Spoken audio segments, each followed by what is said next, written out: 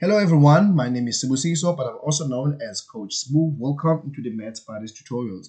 Today's video, we're going to be having a look at the application of calculus. If you are new to the channel, I would like to welcome you, and to the ones that are returning, thank you so much, and please don't forget to subscribe and share this with your friend, and also hit that notification bell so that when another video gets uploaded, you'll be notified. So without wasting any further time, let's go ahead and read the instructions here. Now the instructions, they go as follows. Rectangle ABCD is inscribed in an eclipse with ABCD on the circumference of the eclipse. Now the rectangle is drawn symmetrical with the axis. Now the equation of the eclipse is given by x squared over 4 plus y squared equals to 1. Now the question is, determine the maximum area of the rectangle. Now in order for us to determine the maximum area of the rectangle, we must actually first calculate the area of the rectangle. Now, how do we do that? Now, notice here that for us, in order for us to do this, we must have these points of A, B, C, and D, right? Now, not only that, these points, they must all be in terms of X. Now, the first thing that I want to do is, I want to first go back into what the instructions said earlier. So here, we were told that this rectangle is drawn symmetrical, right, with the axis. Now, what does this mean? So this means now, this part A, B, and DC, they are both parallel to the y-axis, and AD and BC, they are parallel to the x-axis. Not only that, this space here, from here to there, is the same from there to there, right? So that means now, if I want to find the value or the coordinates of this point, all I have to do is to take this point and then flip it to that side, right? Now, all I need to do here is, because of this is y, right? Then this means this part will also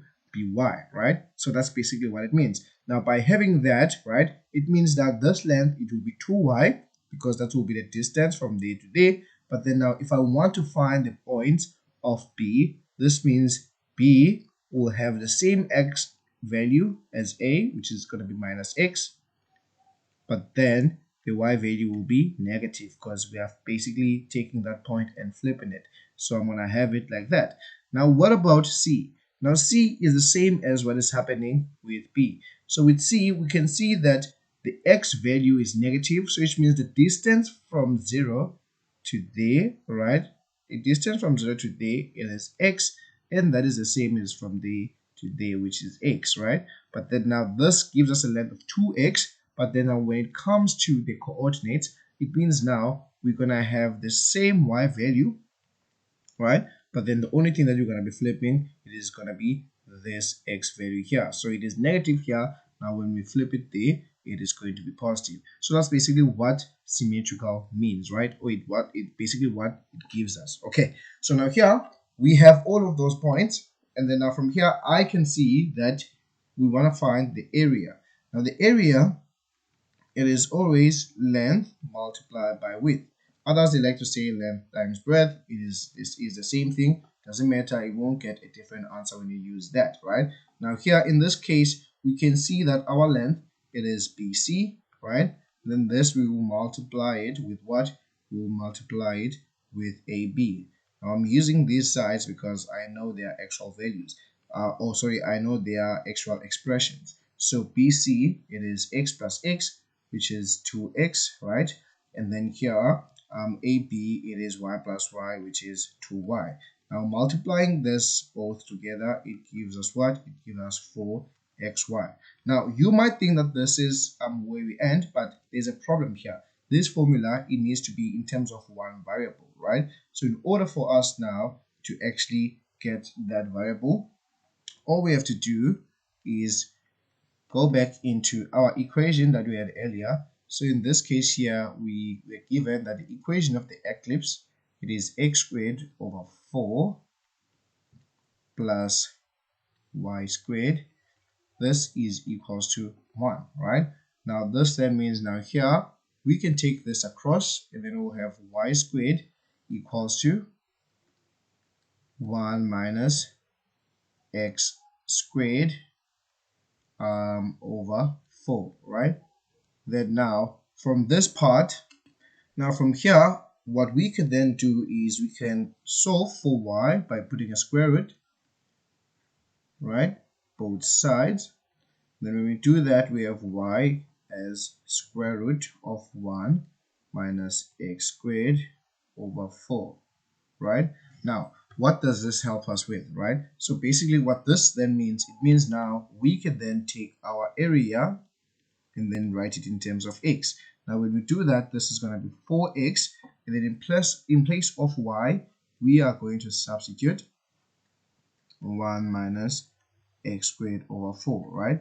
Now from here, supposedly from here you go straight and differentiate, but here having this expression like this, it is beyond the scale of your understanding about differentiation. So this means now what we can do instead is we can square both sides, right?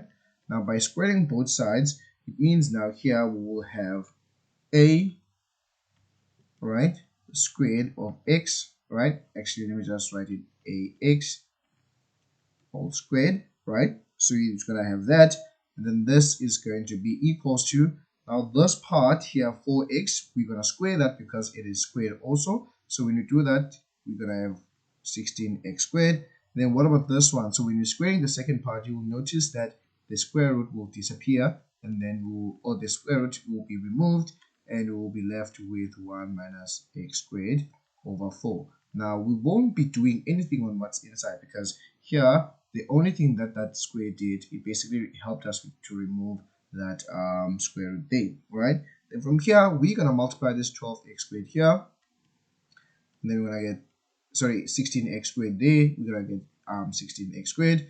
Then when we do the same thing here, 16 over 4 will give us 4, so this is gonna be 4x to the power 4, like that, right? Okay, so now we have this as a of x squared, right? That's what we have, right? So now what we're going to do here is to get our maximum area, we're going to be finding the maximum area of this equation instead, right? So to do that, we'll then therefore say that our maximum value, right, or to find our maximum area, right, all we have to do is we take this a of x squared, we actually take its derivative and we equate it with 0, right?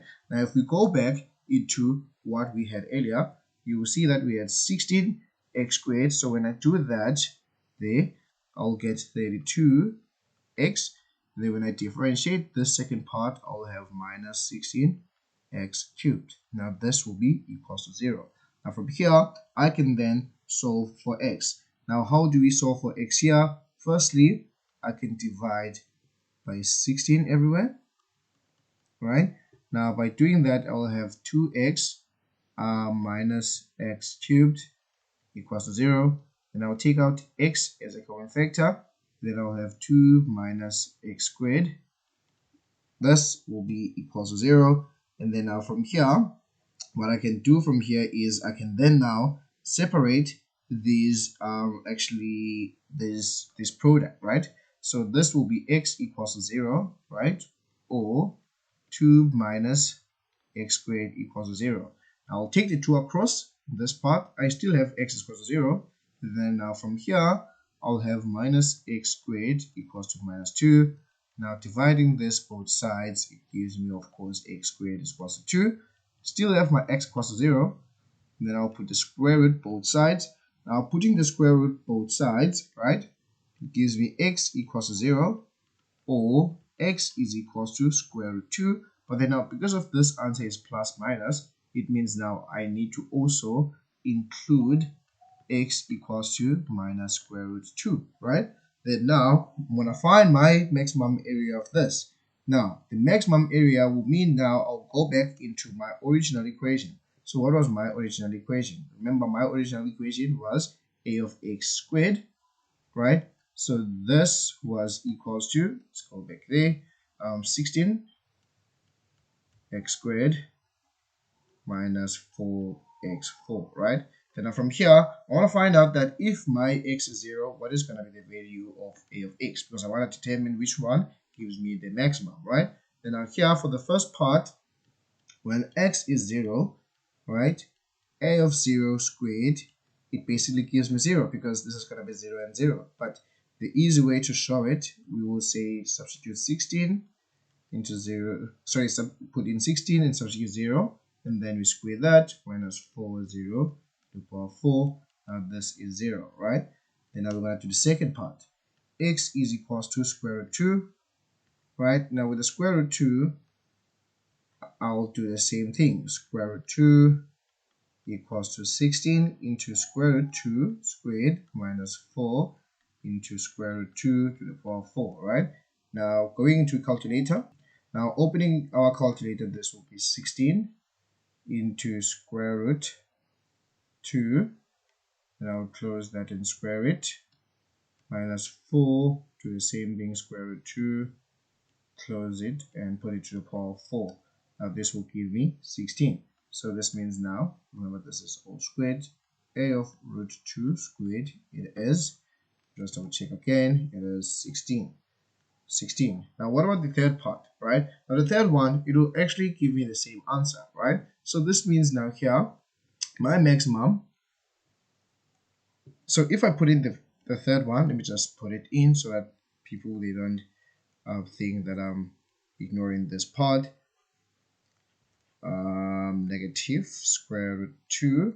If I do this, putting it into my calculator there, it will be 16 and 2 squared minus 4 into negative square root 2 into 4. Now all I have to do is to just put in the negative there, but then notice that the answer will still be the same, right? Look at that. You see, we're still getting 16. So what does this mean? So this means now the maximum value, or the maximum area of a of x squared, it is what?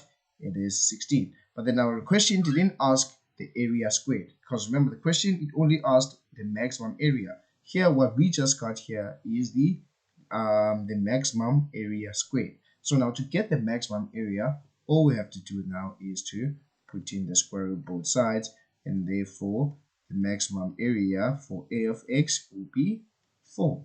And that is how we're going to get our answer. So I'm going to put 4 units squared, or let me just write it as 4, and that is going to be our answer. So that's it for this video. If you like the video, please make sure that you share with your friends, and also if there's anything that you would like to say, leave that into the comment section, that I'll be able to help you and provide you with so much with like information that can help you improve your understanding. And I'm going to see you on to the next video. Cheers.